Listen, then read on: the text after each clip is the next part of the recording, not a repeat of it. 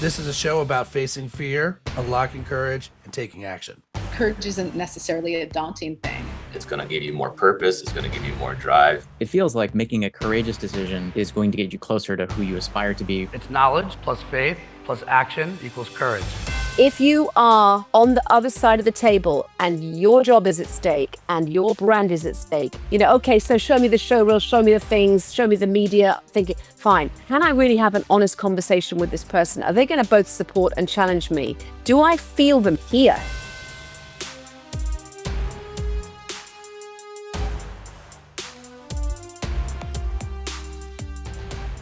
All right, so big day here in America. Mm-hmm. I'm just happy that we don't have to play your boys, because we always play England in the tournament. Why is that? Don't you feel like we always play you? I don't know. I feel there's something in the air about David Beckham, and it's the whole thing, and it's I don't know why. I don't know why. So here's how I wanted to actually start this. You ready? Yes. One, unless I'm missing something, is there an advertising World Cup? And why aren't we starting one together? Oh, an advertising World Cup. So every 4 years, we get together, you qualify for your nation, or we got to figure that part out. Hodgepodge. But why wouldn't there be a big sponsor and do an ad World Cup? And we'll park this idea first, and now we'll play for a second. If there was a group of death in advertising by country, who's in the group of death right now? Group of death, is that the hardest group? Yes, this will be the hardest. Yeah. This will be the hardest group to play in. So I'm going to say Brazil. I mean, they're on my list too, for sure. I'm going to say Brazil. I'm definitely going to say the UK. I'm definitely going to say USA. I'm going to say France. Because that's four. That's your four. I would have said Netherlands, but at the minute, I'm not seeing it. So that would maybe be my four. What about you? I mean, I think I was worried if the U.S., like I'm too close to it, you know what I mean, being here. But I would have definitely said Brazil for sure. And they are clearly the favorites right now. Mm-hmm. UK is clearly in the mix. I think the U.S. is in, but I got to be careful not to put my Americana in there. No, but I think it's a fair call to have the US in there. Much more for advertising than for football. I feel like dark horse would be like Japan. I feel like we're missing somebody that's good in beauty. I don't know who it is yet. I don't know. But like, I think when we actually got into the tournament, if there was one, you would be ogled by just the simplicity and the beauty. And Brazil's doing a great, very Brazil too, right? And I tell you what, I wouldn't rule out South Africa. Yeah, well done. I would not rule out South Africa. And their style of play, I think, would be more production heavy, maybe. I don't know. Like they could, just what they could bring to the table would be very, very interesting. So anyway, are you in with me on launching the Advertising World Cup? I love it. I think it would be so fun. But what I don't know is, would we take our best ad of the year as it had been made, or would we all write one? No, I think you want to do it's a live tournament that basically live tournament. It's a live tourney. You've got multiple sponsors to get you through with the hero final sponsor. So you could, maybe round robin play. We're all working off the same three sponsors. Once we get into elimination rounds, it could get really interesting. I agree, and it would be super fun. And I would love there to be an alternative to Cannes and some of the more, I don't know, they just sometimes that all feels very focused on the award and not the game. And we'd make this about the game. Yeah. Yeah. And so, just like we'll be on the other side of the year. We're thinking September, October, maybe, right? Something like that. I think we should play. I think it would be fun.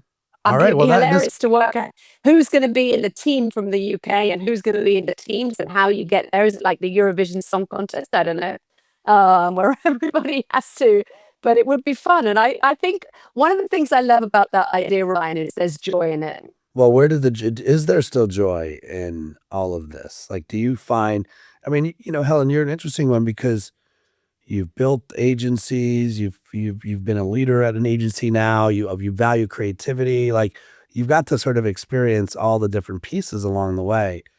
What if there was a joy meter right now across the industry? Where is it? I think, it is quite a challenging time in the industry, and I think that there is particularly around AI, there's just crept in a little fear. And as you and I know only too well, you have to remove fear from creativity. You have to sweep it out the way for creativity to flourish. And we talked about this all those years ago, but the idea of a greenhouse, you need to create somewhere warm where ideas can flourish and be protected. And I feel at the moment, I know that there's just so much consolidation happening in the industry, so many jobs being taken out. And there's a kind of almost a sort of fear about AI before AI is really even impacting, which is worse than it would be when it really is impacting. So I think we have to be very conscious in our decision to look for joy and to celebrate joyfully. I do. Advertising has never been an industry that is the best. If you really want to earn the big bucks, you're going to go into banking or some of the other things. But the great allure of our industry has been you can make good money and you're going to have a great time along the way. And I think it's very important that we ensure that we've kept that joy on the journey. And I don't know how we do that. Totally. We have to be conscious. I mean, optimism is my number one core value. I And know. yet I can acknowledge that if I took a time machine ride back right now and 22-year-old me showed up back in New York City, I'd be very curious to hear, like, I've always loved the creative business idea, but would I've chosen agency? And I think still, if I'm giving feedback and advice, it's less about like you said, if you can separate the fear from it, it's still the Yeah. best learning. It's like the best learning ground. You're surrounded by wildly creative people. You're thinking sideways the right way. Bermanism. I'm like, I don't see myself as a business guy, and I don't see myself as a creative. I'm a creative business guy. And I Right. would never have gotten there if it wasn't for all the mentors I met along the way in agency. Yeah. But would I actually tell myself, hey, go follow this dream, but maybe go in-house at a brand, or like go do it for a tech company, which I don't think is a great thing, because if I'm thinking this, are No. we losing a lot of talent to other industries? We might be, but what we can really offer is this incredible community and team. And if that is still for me, when I walk in the doors of our agency with all these young people, they're finding and making relationships for life, and they are, riffing off each other, learning from each other, inspiring each other. And I think advertising as an industry and the communications industry still has that unique community. And, it's probably a bit different if you go and work at, in-house, or if you go and do other things. I'm not sure. No, I remember another line, I've always felt we should be the best part of our client's day. Like when they pick up the Right. phone or Zoom, like if they're not feeling positive energy from us, we messed up somewhere along the way. Definitely. That's on us, not on our clients. But like, now that like a lot of the work that I find myself doing, like we're walking the path with our clients. It's like and that's really what courage is. It's not one moment. It's an IV drip of moments, and we're like, change is hard, but the hardships of not changing are far harder. And so we're in there with them step by step. I still want to be the best part of their day, but there's so much fear. It's like you can't not turn a corner and run into the next thing that's going to take down your business, or why someone's going to leave, or someone doesn't feel inspired. And like, I think people are overwhelmed right now. And so how do you as a leader, knowing how the world continues to evolve, how do you go about keeping it real with your people, but also like reminding them of the joy? I mean, I think at the moment, we in our generation have a real responsibility to set the tone and to keep our confidence and keep that vision for a great path and a great future for our industry.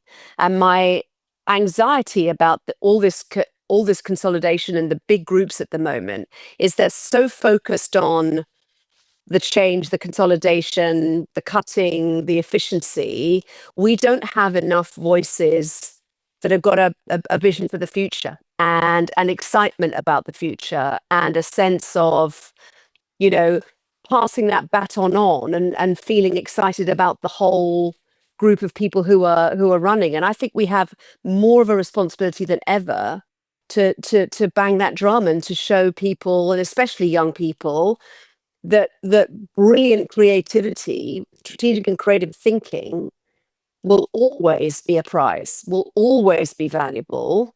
And, you know, there is going to be structural change in the industry, and AI is phenomenal, and I use it every day and I love it. But it doesn't change my absolute belief that human originality, the ability to think left of center, to do wonky thinking, to come up with things out of nowhere, will not be replicatable. And this is our superpower. And we should have confidence in that superpower. And we may have to adjust the services we offer to our clients and the way we work, but the fundamentals of what we do is probably going to be even more important than ever. Yeah, it's funny. I'll take the other side of it. I think we have an obligation with the older people to remind them. Yeah. Yes. and when I say, Yes. you know, I Yeah. can only think of my own, like when we met back in the 2013, we'll call it, you know, somewhere around that moment is also when I started to feel like, wait a minute, I can't make an impact at the level I want to make from this seat anymore. I'm being looked at like a transaction. Can you do this for this price? Right. And I basically had to rebrand myself as a courage expert just to get access to the C-suite, who are responsible for like driving growth, and they're supposed to be the leaders. And to your point, if they're looking at it through the lens of efficiencies, not what creativity can do. If I showed up as my old self, as I own an agency, I felt like I was only going to be looked at as like, that's the creative guy. If I show up as a courage expert, suddenly maybe I have a shot to get in there and be like, look, this is why creativity matters. You want people to buy in and believe that your 27-year-old employee doesn't care about stakeholder value. To your point, they need joy. They need relationships. They need a reason to believe. All that is creativity. It's smart creativity done the right way. And so that's the mission that I feel like I'm on. But I'm curious for you. I mean, you've now done 2 of these agencies and you've done them pretty darn well. You know, one, just because you're on the other side of the pond, why don't you do like a 1-minuter on how you and Andy and I think Danny, how did you guys meet? Give us like the Cliff Note versions of how you got to here today. Sure. So this is my second agency, as you say, Ryan, and I met Andy not even in my first agency, but in my first job when I worked at AMV BBDO. I was like a graduate trainee. He was a couple of years behind me. He then left that agency and went to live in San Francisco and worked at Goodby Silverstein. Came back just after I launched my first agency. So Andy and I have worked together for 30 years. I mean, I don't go a day of the week without speaking to Andy. And, you know, that's a very long lasting relationship. And then Danny came into our lives, our creative partner came into our lives in 2008. So again, I mean, this is a very long standing partnership. And so we were at my previous agency. That agency was sold to Cassette, a Canadian company, and it was merged with another agency. We went through I mean, I don't know if you've ever been through a merger. Well, you have, right? It is just, and I think I have so much admiration for people who make mergers work, because even if everything is perfect on paper, those things do not meld. And we had the most hideous experience. No one's fault, but just a mismatch, and everything that could have gone wrong went wrong. And I left, and that's how I met you. I was doing some consulting for a private equity firm in the US. And then Danny and Andy took me out for lunch on my birthday and said, we need to do an agency. And I was like, oh, okay. Happy birthday to you. But of course, I wouldn't have dreamt of doing a second agency if it wasn't with those 2 people. I mean, our partnership, the trio of account handling, strategy, and creative, the 3 of us together did the best work of our careers together as a trio. in my previous agency, then through the merger. And we just felt like we had unfinished business. We felt we still had a lot more to give. And so we kind of started that on the very first day that we could. We had a 2-year lockout of the, 2-year non-solicit, non-compete. The day that finished, we started our agency. But it's wonderful because you start with relationships truly bonded, tested. You know all of each other's peccadillos, faults, what you do on your worst days, how you express grief, anger, all the things.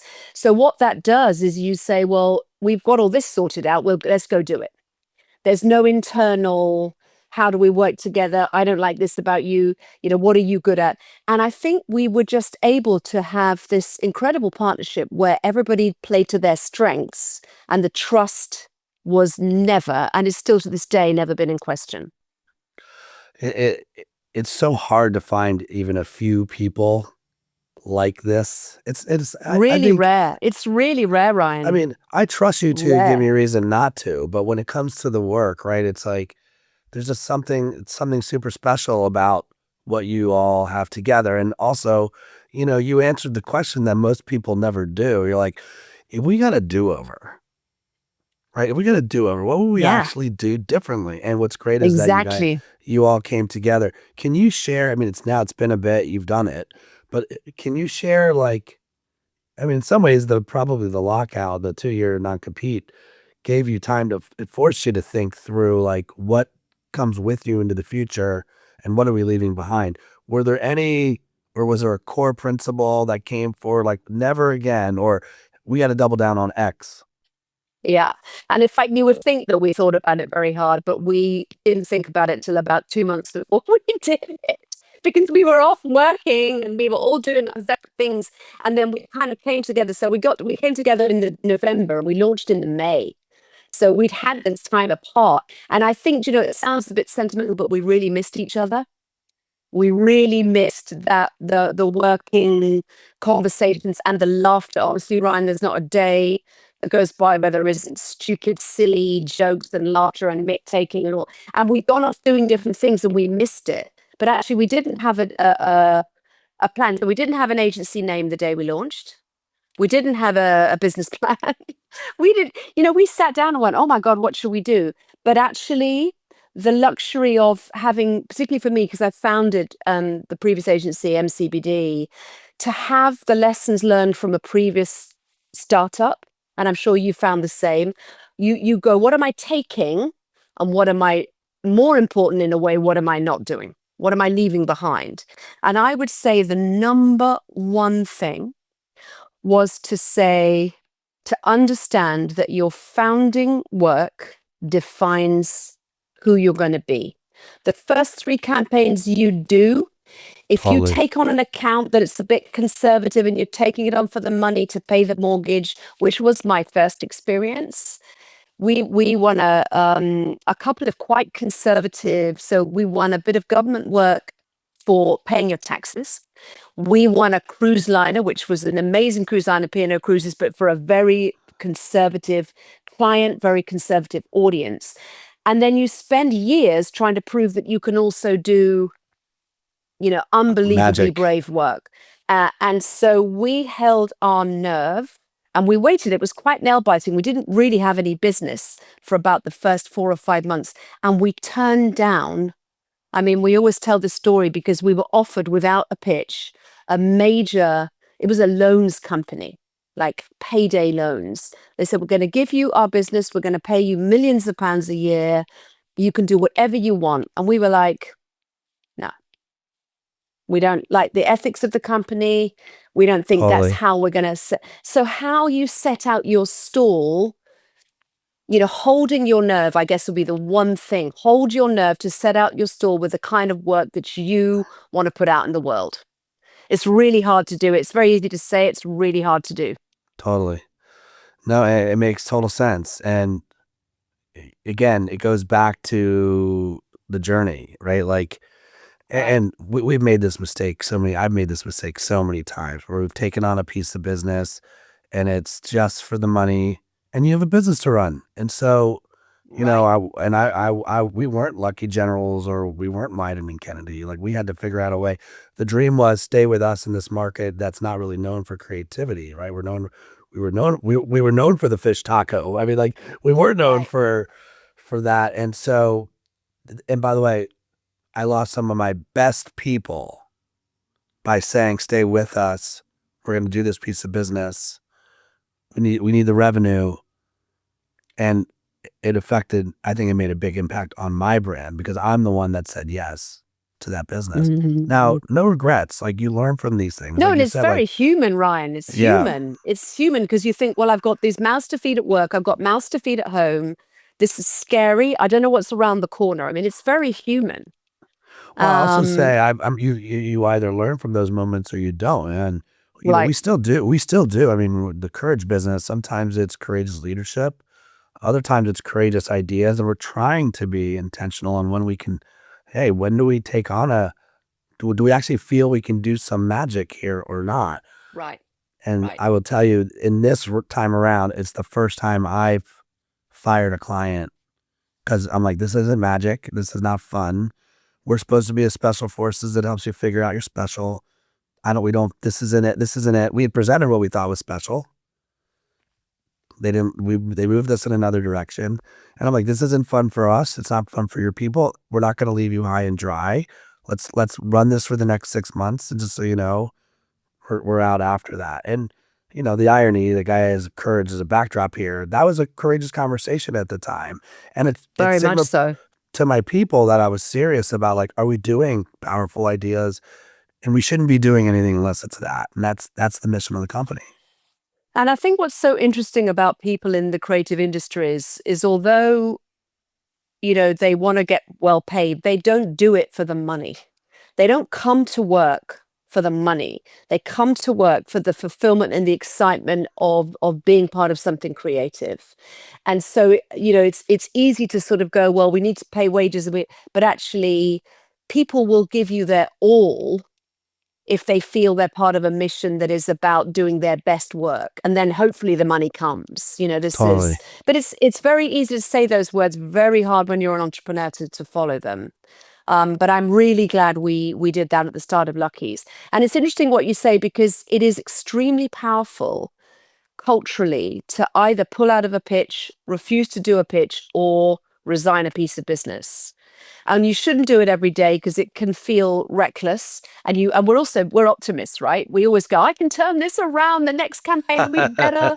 Well, you know, we have that in a dialogue with ourselves and with others. But actually, on the few occasions where we've said, you know, we've met this client and we're not going to pitch it, or we were halfway through a major pitch, and this was a really famous brand, and the client was rude to and made a really inappropriate remark to one of our strategy team, and I rang up, we're not doing it, and the agency was like, oh my god, we matter. So those moments where you say no, whatever the reasons are, whether it's they weren't great work or whether you don't like the people, it's not a good cultural fit, they really mean something to the people who work with you and are around you. And again, that is so hard because there's only a few people who actually think they have permission to say no, we're out, right? Like it's the leader. It's the leader, right? Like if I'm on the team, I'm going to just assume that I got to navigate this. And that's a signal of what the next 12 months, 24 months is going to be like. It's going to be rude. It's going to be painful. And so good for you I mean, the real takeaway is like, I don't think we are doing a good job developing leaders. I mean, it's odd that that's the takeaway that I have. But like, there's not like and again, I don't know if it's like a leadership school. It's so funny. I was just on a call with my team earlier, and I called it word stock market. I'm like, there used to be words that mattered, and like you'd buy low on this word. Like leadership as a word, I think used to mean something. And now when we say the word leadership, usually we mean the people that are running the company. Oh, well, leadership is discussing that. And it's like, no, that's not what leadership is supposed to be. Leadership is supposed to be like, I call it believership, right? What is the sole goal of Right. leadership? It's believership. It's like it's Right. not one person's job to lead. Like, are you making believers out of your team? And so when you say no in that moment, it's like ding, ding, ding. What you probably didn't even realize is like someone on the team is like, when I do this, I'm going to take a cut at this. I can say no. You are a green light Exactly. for somebody, Exactly. right, to know how to do it next time. But should And that you're a green light for them to come to you to say, look, this has happened when you weren't in the room, and I want you to know. For them to Yeah. feel that they're going to be heard, and that those principles, whether they're creative principles or ethical ways of working, that the leadership are going to go, oh, well, you're right. That so I think it does say there we have boundaries, because in the service industry it's really hard to have boundaries, because it's so competitive. We're all desperate to get revenue. We're desperate to win. We're desperate to get work out. We know that if we close our eyes for a millisecond, it's gone to another agency. And so it's how do you, kind of insulate a culture from that a little bit? It's hard. I think you really have to and again, I'm not saying we have a long way to go, but I feel like you have to almost know which rules to break. Like my favorite sushi restaurant back in New York, it's a little hole in the wall, and in crayon, they draw the rules of what's on the menu they slap it on the wall with tape, and you're like, that's how you know. Like they're like, screw what you think. This is how we're gonna Right. break these rules, and it's like you have to so separate yourself and differentiate yourself, not just for the sake of.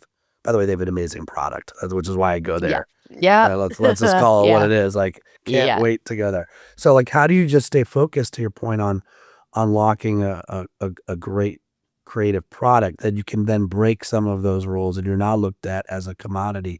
One of the things, let's go back to actually how we met, that I think is interesting. I think I read somewhere, you're like, you are a new business gal. Like, you're a new business girl at Oh, heart, totally. right? Like, Totally. who doesn't love Yeah. a good pitch? And Yeah. yet, if I take anything away from you, it's not only are you clearly good at it, because look at what you've done now twice, especially with Lucky Generals. So bravo. But really, if you really want to get good at something, sometimes you got to go on the other side of the table, which is how we met. Right. How we And met. it's What'd you such a learn? privilege. It was such a privilege to do that. So I'm in between leaving my first agency that's been through this horrible merger and starting my second one. And this wonderful man, Thomas Lynch, who runs Mill Row Capital, said, could you help? I don't know what I'm doing with brand and marketing. I need to, help them with their marketing strategy and their communications agencies. Will you come and consult for me? And of course, as an agency person, you never get to see 6 agencies presenting. You never get to be on the other side of the table. And for me, that was it was very humbling, I'm because sure. I tell you what, this industry has got some fantastic people. And the work that agencies put in for clients for no money, who they've never met, on the promise of a future, is kind of bonkers. In any other industry, you'd say, what are you doing? Totally.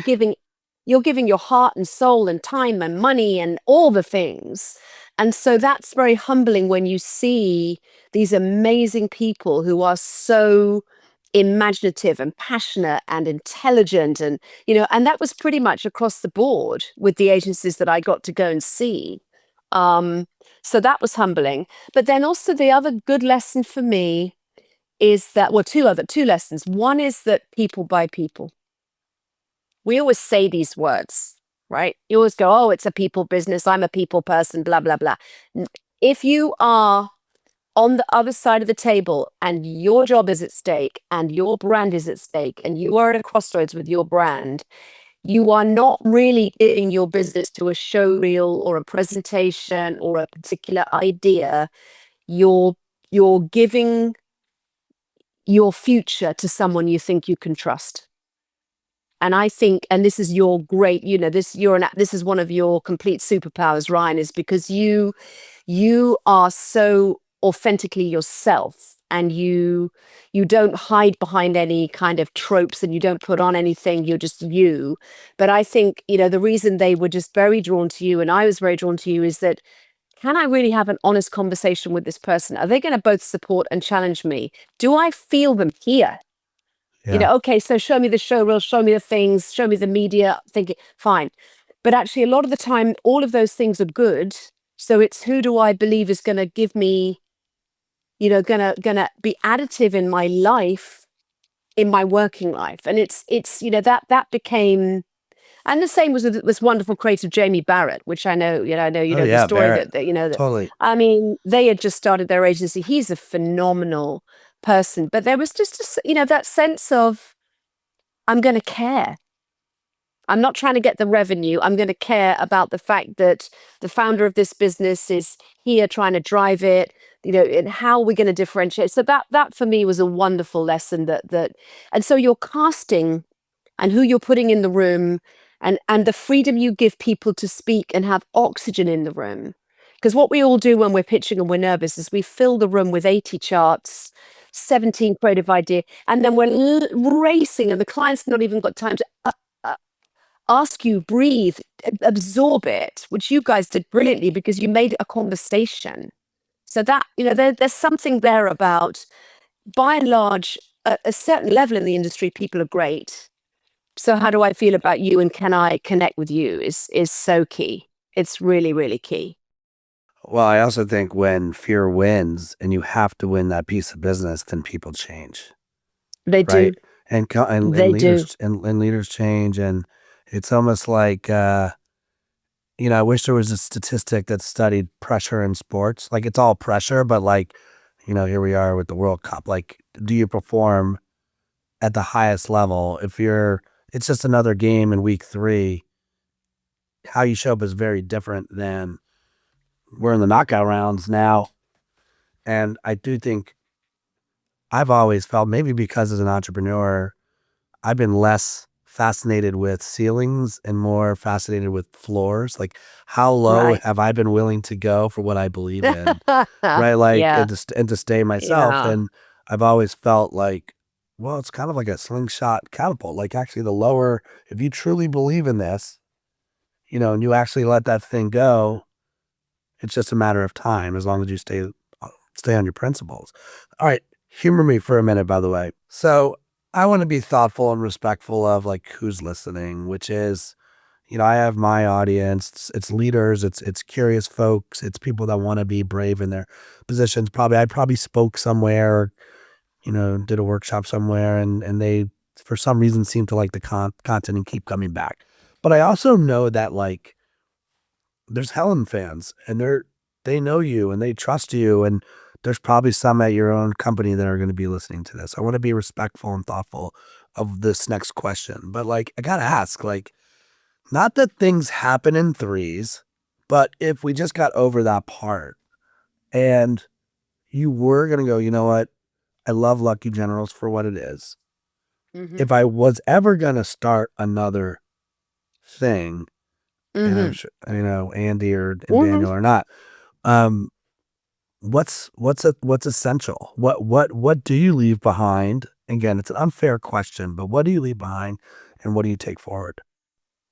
It's a great question, and I don't have that kind of worked out in my mind, but it is a good question because I feel like we've had 13 years with Lucky's. We've got the most amazing, wonderful succession team in place, and we are getting out of the way of them so they can, we're not abandoning them. We're not, but we're letting them do their thing, because you can't hire incredibly ambitious, talented people and then sit on them.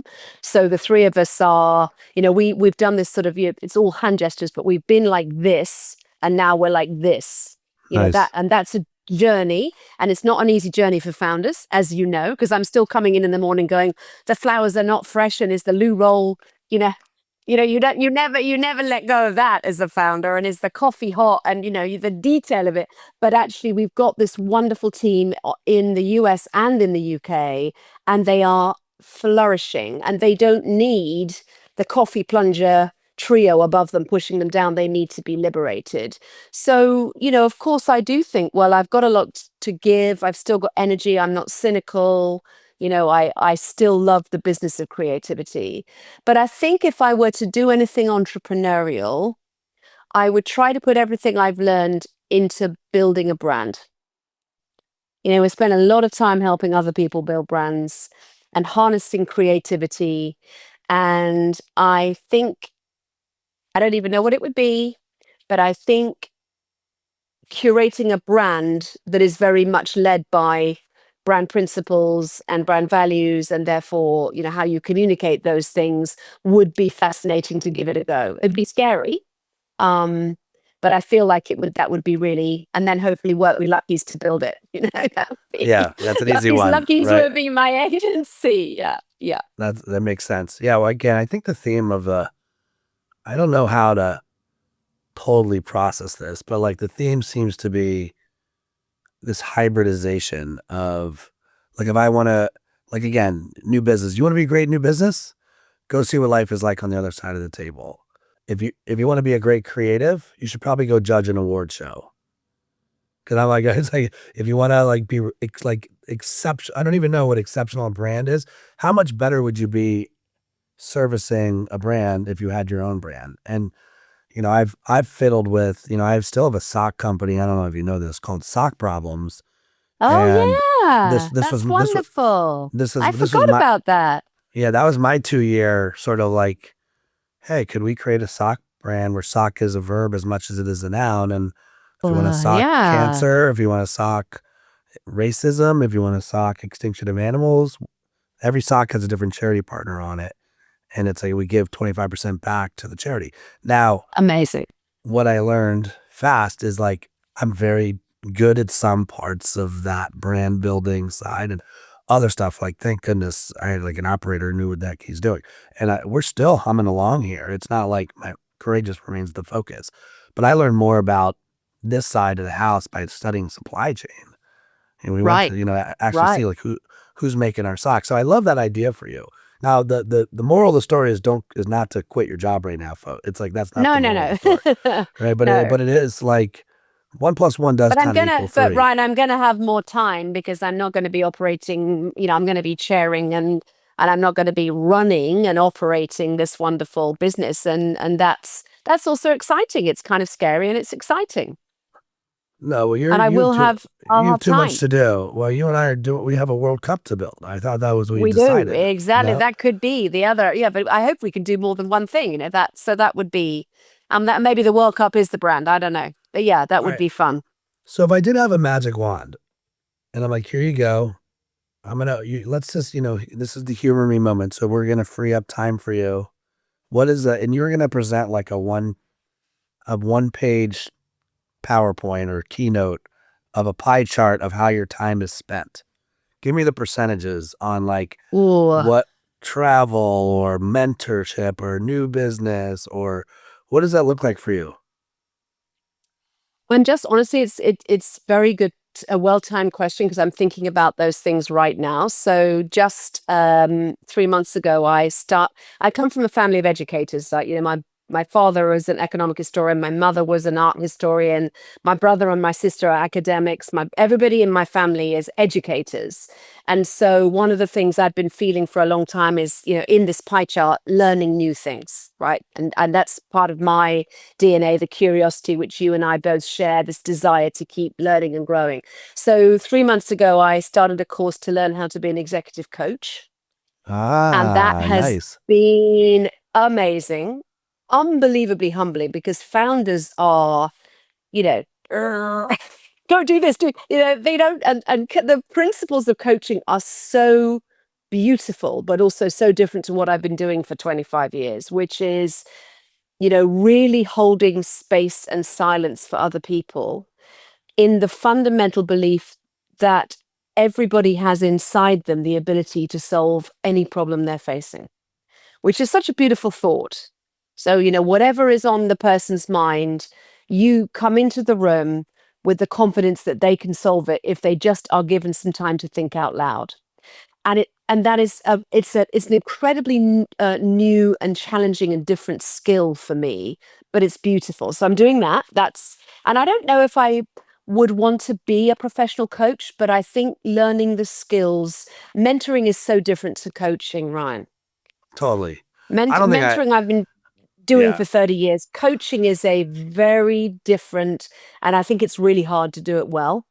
really, really, really hard to do it really well, but it's transformational for people to find themselves with a brilliant coach. So whether or not I do that as part of my pie chart, the skill of it as I get older, as I'm thinking about different roles and different things, I feel I will be a better chair. I'll be a better friend, I'll be a better family member, learning some of those skills, which is really exciting. So I'm doing that. So that's in the pie chart somewhere. I'm also really keen. 15%, 10%, 7%, 20%. No, Here, give me something. 20. I don't Okay. know. Maybe Great. 20. I don't know. One day a week, Mondays. Then I'm really keen. I was involved with Cancer Research UK, which is the largest cancer charity in the UK, for 13 years. And I stepped down 2 years ago because I really feel the charity, you've to be very careful that you're not kind of in a loop and that they're bringing in new stimulus. But I loved it, and I've really missed doing not-for-profit work and giving back.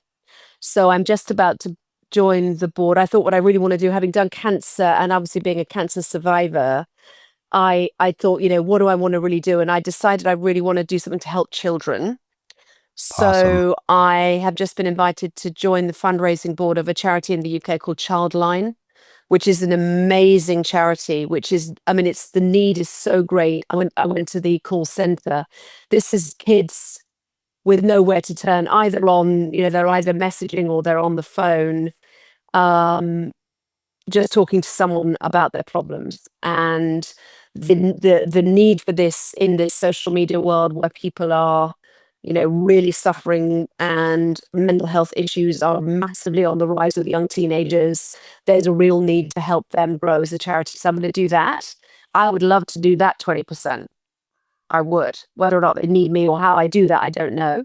And as part of that, I'm going to train as a telephone counselor, which will be very harrowing, but I feel like if you can do it, then you can help advise the company, the charity. Obviously I'd love to stay connected with Lucky's, that's my baby. And then of course, there's so much of the world still to see, Ryan. I want to do more travel.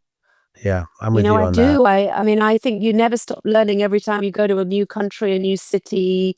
And while we're still young and vibrant, to do that in different ways would be really good. But yeah, I don't know yet. I'm kind of just, That's great. I'm throwing things into a little pot, stirring them around, and I don't know how it'll land. I don't know. What about you? I feel Are you like at that point? I'm not there yet, but a lot of, like, it's funny as you're sharing, I'm thinking about, like, what are the lessons really from this episode that I take away that if I'm listening, I can apply in my life. And I think it's connected. Lots of smiles. I find myself in the coaching arena now doing one-on-one. I never meant to fall into that category. I don't even sell it on the website. It's just more I get introduced to interesting people, and it's like all I'm doing is applying what I learned in brand. And it's like, and the amount of times I've said, like, we talk about North Stars all the time in business, but it's like, if it's foggy outside and you can't see a North Star, like, can you be courageous when you're cloudy? No, you can't see a North Star on a foggy night. And so, Right. but the irony is we built this tool to help brands get clear. And it's the same mechanism to help the very leader responsible for leading that brand, but they haven't done the work on themselves. And that, Right. I gained so much energy. And under the definition of coaching or mentorship or clarity Sherpa, I don't care what we call it. My energy comes from, like, I want to be the best friend I can be to my clients. And it's very lonely to be them, but they're not alone. It There's is. so many people trying to figure this out. So that's one. And there's so much joy I get for that. So whether that's probably my version of coaching is, like, helping people Exactly. get super clear on who they are. My wife laughs at me because I won't use any of my miles right now for trips. She's like, we're going overseas, use the miles. And I'm like, nope, I'm stacking these. That's for us when the kids are out of the house for travel. So Yeah. that lands. So here's sort of my takeaways. One, what's really cool is it doesn't matter that there's an ocean between us. Like, what I learned, No. they're universal. Like they're universally the same, whether you're where you live or where I live. To me, it's folks like, how are you designing the life you want to live? And like that, I think that's the right language. Like, are you in a position? Do you even realize that you have the ability to design the life you want to live? And I think Right. the thing that you shared, which brings me to number 2, Helen, is you got to enjoy the ride. The joy is in the journey, right? You got to enjoy the ride. It can't just be about money.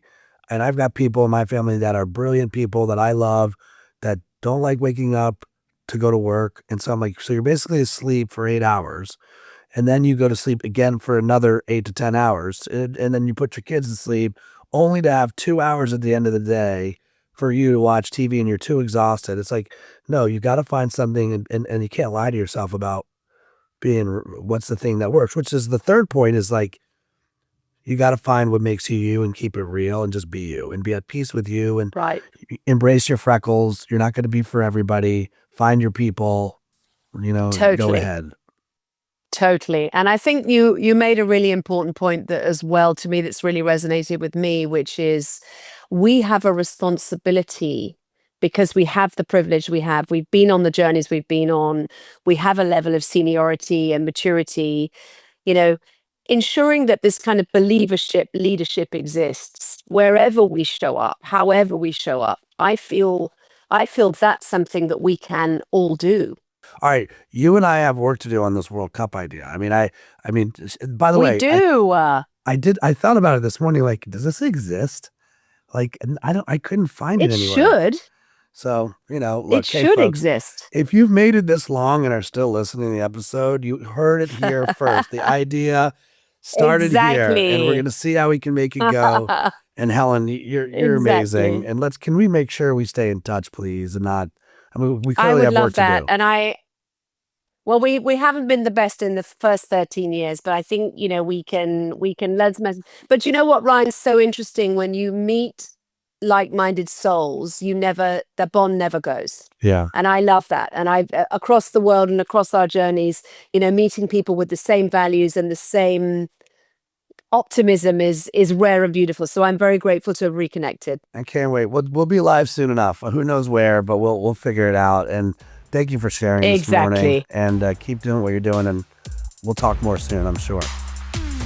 Thanks for tuning in to this episode of the Courageous Podcast. If you enjoy the show, don't forget to rate and review us on Apple Podcasts so more people can find us. See you again next week.